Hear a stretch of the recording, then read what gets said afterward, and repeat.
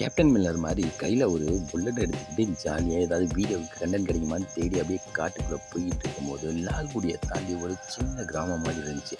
இந்த இடத்துல ஒரு கோயில் இருக்குது அப்படின்னு சொல்லி நிறையா பேர் சொல்லி கேள்விப்பட்டனால ஒரு காட்டுக்குள்ளே பார்த்தா ஏதோ கோயில் மாதிரி இருந்தது. சரி பக்கத்தில் போய் பார்ப்போமேடா அப்படின்னு சொல்லி நம்மளோட பயணத்தை தொடர ஆரம்பித்தோம். வழிபாட்டுக்கு போய்கிட்டே இருக்கு. அங்கே எந்த கோயிலும் அந்த மாதிரி தெரியல. திடீர்னு பார்த்தா அங்கே ஒரு ஷெட்டு நம்ம கண்ணுக்கு தென்பட்டது. என்னடா இந்த இடத்துல கோயிலுனாலே சின்னோண்டா ஷெட்டு போட்டு வச்சுருக்காங்க. ஷெட்டு அப்படின்னா 1000 காலத்து பழமையான கோயிலாலாம் இருக்க வாய்ப்பே கிடையாது. இடான்னு போயிட்டே இருக்கும்போது தான் அங்கங்கே நடுவில் பழங்காலத்து கற்களும் தூண்களும் இருக்கிறத பார்த்தோம். சரி அந்த ஷெட்டுக்குள்ளே என்ன இருக்குதுன்னு பார்த்துட்டு வந்துடலாம். ஷெட்டுக்கிட்ட போனதுக்கப்புறம் தான் நமக்கு ஒரு மிகப்பெரிய ஆச்சரியமே காத்திருந்தது. ஷெட்டு போட்டாலே நம்ம ஆளுங்க என்ன பண்ணுவாங்க, வழக்கமாக அந்த ஷெட்டுக்குள்ளே ஒரு பொண்ணும் பையனும் உட்காந்துருந்தாங்க. சரி அப்படின்னு அவங்கள கொஞ்சம் விரட்டி விட்டு ஷெட்டுக்குள்ளே இருக்கிற சிலையை வீடியோ எடுக்க ஆரம்பித்தோம். படுத்திருக்க ரங்கநாதர் சிலை கிட்டத்தட்ட ஒரு 10 அடி நீளம் வரையும் இந்த சிலை இருக்கும். சரி ஓகே, இவ்வளோ பெரிய சிலை இருக்கே, பக்கத்தில் ஏதாவது கோயில் இருக்கா அப்படின்னு சொல்லி தேடி பார்க்கும்போது காடுகள் அடைஞ்ச மாதிரி இடத்துல ஒரு கோயில் மாதிரி ஒரு அமைப்பை நாங்கள் பார்த்தோம். அந்த கோயில் முழுக்க செங்கற்களால் வடிவமைக்கப்பட்டிருக்கு. நடுவில் சிமெண்ட் எந்த கலவையும் இல்லாமல் மண்ணாலேயே கட்டப்பட்டிருந்தது.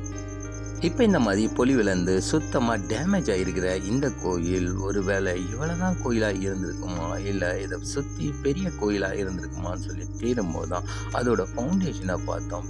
பக்காவா ஃபுல் அண்ட் ஃபுல் தமிழ் எழுத்துக்களால் பொறிக்கப்பட்ட கல்வெட்டுக்கள் நிறைஞ்சி இருக்க நிறைய சைட்ஸ் இருந்தது. ஒவ்வொரு கல்லுலேயுமே நீட்டாக தமிழில் கல்வெட்டுக்கள் பொறிக்கப்பட்டிருந்தது. வீடியோ எடுக்க இறங்கணுன்னாக்கா கூட அந்த இடத்த நம்ம ஃபுல்லாக சுத்தம் பண்ணிவிட்டு அந்த இடத்துல இருக்க செடி சுத்தையெல்லாம் பிச்சு போட்டுட்டு தான் இந்த வீடியோ எடுக்க முடிஞ்சது. அந்த கல்வெட்டுக்களில் அப்படி என்ன எழுதியிருக்கு அப்படின்னு சொல்லி சரியாக படிக்க முடியல. கல்வெட்டு ஆராய்ச்சியாளர்கள் வந்தால் கொஞ்சம் கரெக்டாக படிக்கலாம். ஆனால் இந்த ஊர்க்காரங்க என்ன சொல்கிறாங்க அப்படின்னாக்கா, இந்த கோயிலில் கிட்டத்தட்ட ஒரு 6 அண்டா தங்க நகைகள் இருக்கிறதாகவும், இந்த கோயிலுக்கு பக்கத்தில் ஒரு தெப்பக்குளம் இருந்ததாகவும், அந்த தெப்பக்குளத்துக்குள்ளே 2 தங்க தேர் பதிஞ்சிருக்கிறதாகவும் சொல்லப்படுது. இந்த நேரத்தில் இந்த விஷயத்த சொல்லி ஆகணும். இந்த கோயிலுக்குள்ளே 7 அண்டா தங்கம் இருக்குன்னு சொன்னாங்களே, அதுக்காகவா என்னன்னு சொல்லி தெரில. நிறைய பேர் இந்த கோயிலோட உட்புறத்தில் குழி மாதிரி பதிச்சு வச்சுருக்காங்க. பராமரிப்பே இல்லாமல் எவ்வளவு அடைசலாக இருக்குது அப்படின்னு சொல்லி வீடியோவில் உங்களுக்கு பார்த்தாலே நல்லாவே தெரியும். ஆனால் அற்புதமான கல்வெட்டுக்களும் அற்புதமான சிற்பங்களும் கொண்ட அருமையான தூண்கள் இங்கே காணப்படுது. எல்லா கல்லுலேயுமே கல்வெட்டுக்கள் அப்படின்றது சிறப்பான முறையில் செதுக்கப்பட்டிருக்கு. கோயிலுக்கு உள்ள அமைப்பு எப்படி இருக்குன்னு பார்க்குறதுக்கு முன்னால் சைடில் எழுதியிருக்க கல்வெட்டுக்களில் ஏதாவது ஒன்று நம்மளால் படிக்க முடியுமா அப்படின்னு சொல்லி பார்த்தோம். எதுவும் அவ்வளோ தெளிவாக இருக்க மாதிரி தெரியல. ஏன்னா நிறைய செடிகளையும் நிறைய குப்பைகளையும் தாண்டி தான் இந்த இடத்தையே நம்மளால் அடைய முடியுது. இந்த கோயிலை பற்றி சில விஷயங்கள் படிக்கும் போது இது 1500 ஆண்டுகளுக்கும் பழமையான கோயிலாக இருக்கும்னு சொல்லி நம்மளால் தெரிஞ்சுக்க முடியுது. ஊருக்காரங்க இது எதுக்குப்பா எடுக்கிறீங்கன்னு கேட்டதுக்கு நம்மளோட பதில் ஒத்துழைக்கணும். இப்போ எனக்கு வேணுன்றதுனால இப்போ எனக்கு நான் இதை பண்ணி எனக்கு என்ன பிரயோஜனம் இருக்க போகுது? இந்த செடி சத்தையெல்லாம் பிச்சுக்கிட்டு இருக்குது இல்லையா, அது மாதிரி தான் நாங்கள் திருச்சி முடிச்சிட்டோம். அடுத்து இதுதான் திருச்சின்ற இந்த ஏரியாவே முடிச்சிட்டோம். இவ்வளவு அற்புதமான பழமையான கல்வெட்டுகள் பொதிஞ்ச இந்த ஒரு கோயில் இருக்க ஊர்க்காரவங்க எங்ககிட்ட என்ன கேட்டதுனாக்கா, இதெல்லாம் எடுத்து யூடியூப்பில் போகிறீங்களேப்பா, உங்களுக்கு என்னப்பா பிரயோஜனம்னு. அதுக்கு தான் நாங்கள் அதான் பதிலாக சொல்லியிருந்தோம்.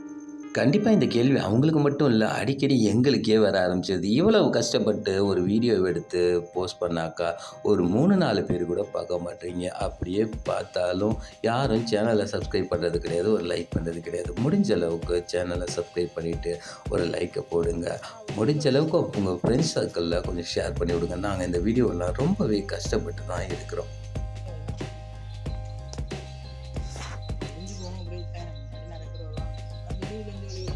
அடிக்கடி வராங்க, சாமி கும்பிட்றாங்க. சில பேர் இருந்தால் ஃபோட்டோ பிடிச்சிட்டு போகிறாங்களா எங்கள் ஆளுங்க.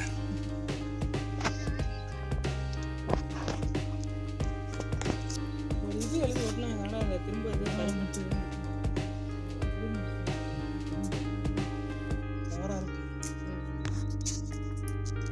கப்பல்லாம் விட்டாங்க ஒரு வாட்டி, கப்பல் விட்டாங்க. திரும்பி இதை இடிச்சுட்டு புதுசாக கட்டி கோயில் கட்டி இடிச்சிட்டு பண்ணுறதுன்றதை விட இருக்கிறத வச்சு பண்ணணும், அதுதான் மேட்ரு. நாங்கள் ஒரு கோயில் பார்த்தோம் 15 வருஷத்துக்கு முன்னால். ஊரில் 2 பேரும் 2 ஜாதிக்காரங்களும் சேர்ந்து பிரித்து கட்டான்னு சொல்லி பிரிச்சுட்டாங்க. ஜாதி சண்டையை போட்டு கட்டாமல் அப்படியே கிடக்கு. இங்கே தான் இடிந்த நிலையில் இருக்கிற இந்த கோயிலை கொஞ்சம் அது சரி பண்ணால் நல்லா இருக்கும் அப்படின்னு சொல்லி ஊரில் இருக்க சில பேர் ஆசைப்படுறாங்க.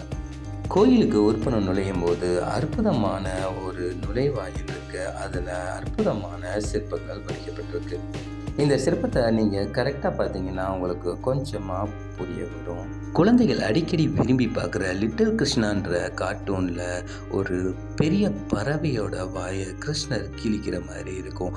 அந்த காட்சிகள் அற்புதமாக ஒரு கதை வடிவில் இந்த தூண்களில் செதுக்கப்பட்டிருக்கு. நல்லா பார்த்தீங்கன்னா ஸ்டெப் பை ஸ்டெப்பாக அந்த கதையில் வர ஒவ்வொரு கதாபாத்திரங்களும் அற்புதமான முறையில் இந்த இடத்துல செதுக்கப்பட்டிருக்கும். கிருஷ்ணர் செஞ்ச சின்ன சின்ன லீலைகளையும் வேலைகளையும் இந்த தூண் ஃபுல்லாக நம்மளால் பார்க்க முடியும். ஓகே ஃப்ரெண்ட்ஸ், இன்றைக்கான வீடியோ முடிச்சு இந்த கோயில் எங்கே இருக்குது, எப்படி போகிறது அப்படின்னு சொல்லி உங்களுக்கு ஏதாவது கேள்வி இருந்துச்சுனாக்கா மறக்காமல் எங்களுக்கு கமெண்ட் பண்ணுங்கள். அதே மாதிரி இந்த கோயிலை எப்படி நம்ம சரி பண்ணலான்னு உங்களோட கருத்துக்களையும் தெரிவிங்க. தேங்க்யூ.